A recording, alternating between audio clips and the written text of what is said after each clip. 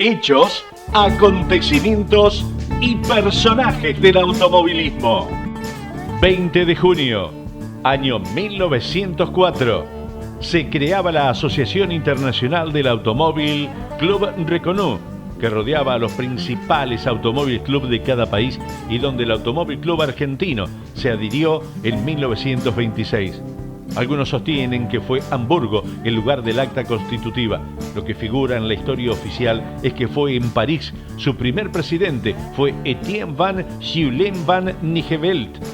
En 1946 pasó a llamarse Federación Internacional del Automóvil. Después de la Segunda Guerra Mundial, su primer presidente, bajo la nueva denominación, fue Jean de Rohan-Chabot. Hoy en día es el máximo ente rector del automovilismo mundial y el que otorga el título de campeón mundial en las distintas categorías. Más de 125 países la conforman. 1948 se inauguraba el circuito Los Toboganes de Esperanza. Como escribía en su libro Luis Elías Ojid, por primera vez se corrió en el circuito empetrolado de Esperanza. Aquel nuevo circuito era un triángulo desigual de 2.684 metros con 3 curvas de distinta traza y radio y una recta de 721 metros. El ancho en la recta era de 8 metros y 10 metros en las curvas. El piso era de tierra compactada con petróleo, lo que semejaba a un circuito asfaltado. El Esperanza Motor Club tenía prevista su inauguración para marzo de aquel 1948, pero los trabajos no llegaron a tiempo, ya que el petróleo no era como el esperado. El circuito se construyó sobre terrenos cedidos por la Municipalidad de Esperanza. En aquella inauguración se presentaban 3 categorías. Coches especiales ganaba Adriano Malusardi con Alfa Romeo. En fuerza limitada se imponía Adrián Pian con un Forá y en la fuerza limitada vencía Benedicto Campos con la famosa Veticorta. 1954, en Bélgica Fangio subía a lo más alto del podio. Fangio hacía flamear la bandera argentina, más que nunca en el podio de Bélgica. Era una gran forma de conmemorar aquel día. Ya desde la clasifica los argentinos demostraban estar en gran forma. Fangio hacía el 1 con la Maserati, José Froilán González el 2 con la Ferrari, Onofre Marimón era cuarto con otra Maserati y Roberto Mieres estaba más complicado al clasificar en el 12º lugar.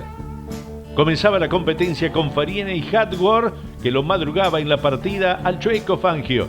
Froilán debía ingresar a boxes con una importante pérdida de aceite que lo obligaba a dejar su auto en boxes. Otro que se complicaba era Mieres, que sufría un incendio en su auto y debía hacer abandono definitivo. En la segunda vuelta el de Balcarce se ubicaba segundo, para una vuelta más tarde llegar a la punta. En la tercera vuelta es Onofre Marimón que debe abandonar al cortar una válvula de su Maserati. En la 10ª vuelta Farina recupera la vuelta, pero 3 más tarde vuelve Fangio a la punta para ya no abandonarla más. En la 20ª vuelta Ferrari manda boxes a Hawthorne, que venía perdiendo posiciones, y entregan el auto a José Froilán González, que sale a recuperar terreno y logra ubicar a la máquina de Maranello en el 4º lugar y compartir los puntos con el titular del auto. Fangio aquel día se quedó con todo al lograr también el récord de vuelta. Era su 9º triunfo en la máxima y para Stirling Moss su primer podio. 1965 se corrieron 12 carreras consecutivas sin parar. En la última, solo 12 autos se presentaron a correr y ganaba Jorge Cupeiro. El TC se presentaba en San Francisco, la denominada Vuelta del Centro. El automóvil Mindsec Club Sunchales organizaba aquella primera Vuelta del Centro. El TC venía de una aventura de 12 carreras consecutivas, sin descanso entre semanas. Le cuento. Todo comenzaba el 4 de abril con el Premio Vendimia, San Martín Mendoza.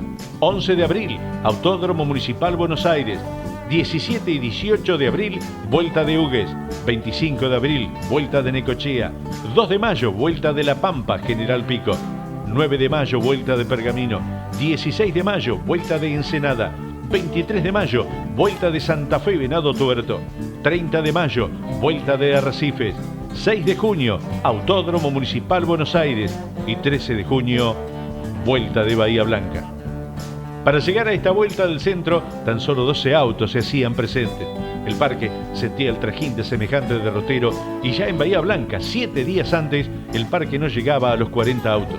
En esta competencia había más aviones sobrevolando la competencia, 7 en total, que autos compitiendo. Si tomamos en cuenta que Di Palma y Cordonier no pudieron dar una vuelta, el espectáculo no era el acorde con las expectativas de los organizadores. Sin embargo, hubo buena lucha en la punta por la competencia, donde Carlos Pairetti hacía el gasto, tratando de agarrarlo a Jorge Cupeiro y Suche Vitú, hasta que el motor del de Arrecifes dijo basta. Calvato fue otro de los animadores, pero también se retrasaba, lo que hizo un final con un amplio dominio para el auto compacto. En esta carrera también se presentaba otro auto de la línea moderna, un impecable Valiant 3 en manos de su piloto y constructor, Oscar Guerrero. Año 1976, en el circuito 9 de Buenos Aires ganaba el uruguayo Pedro Pasadore en Fórmula 1. Había festival automovilístico en Buenos Aires. Se corría en el circuito 9 de 3.345 metros del Autódromo Municipal de Buenos Aires. Se corrían 2 series, ambas ganadas por Pedro Pasadore. La primera lo escoltaron Rubén Luis Di Palma y Ariel Bax. En la segunda lo secundaban Carlos Roech y Jorge Omar del Río. El resultado final era por suma de tiempos y ganaba Pedro Pasadore. 1978, Mauricio García ganaba en la mecánica argentina Fórmula 1. La Fórmula 1 nacional se presentaba en Buenos Aires para conmemorar el Día de la Bandera. En esta oportunidad se usaba una vez más el circuito 9 de Buenos Aires. Se corría una final a 26 vueltas y la ganaba Mauricio García con el Meifa Chevrolet, seguido por Rubén Di Palma y Jorge Baruscotti. Año 1999. Y Anina Sanasi se convertía en la primera mujer en triunfar sobre autos de fórmula en Argentina.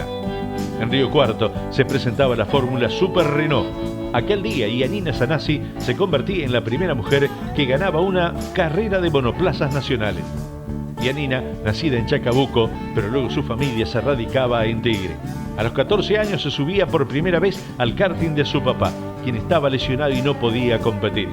A partir de aquel momento no paraba. Le siguieron la Forma Hyundai, la Fórmula Honda y la Fórmula Renault. Ese año, 1999, se iniciaba en la Super Renault con el chasis RAL y desde el principio tuvo buenas performances.